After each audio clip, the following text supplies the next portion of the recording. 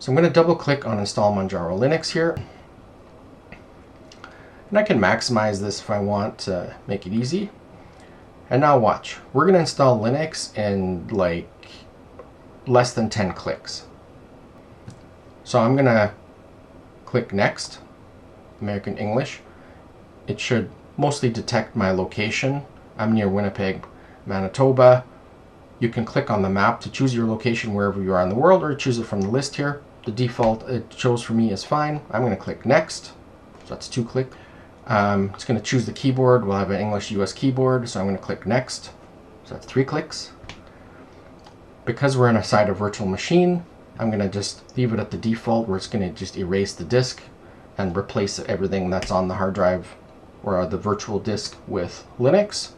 And if you were doing this on an old computer and you had backed up everything and you're okay with wiping everything, you would just leave it on the erased disk.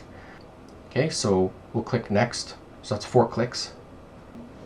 So I'm going to put my name in here, and what I want to name the computer, I'm going to name it the same as what I called the virtual machine, and I'm going to choose a password. And I'm going to say, hey, use the same password for my administrator account. And I'm going to click Next. So that's 5 clicks. For convenience, it's going to ask me, hey, do you want an Office suite installed? For now, you can choose LibreOffice, which is also a good fallback and a great piece of software. So it's a free Office system with spreadsheet and documents and presentations and databases and the whole works. All free. You can click Next. So that's 6. And now it's just saying, here's an overview of what's going to happen on your machine. You can just click Install.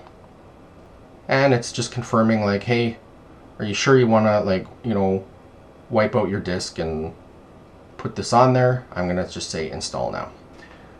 That's it. We're installing Linux on our system.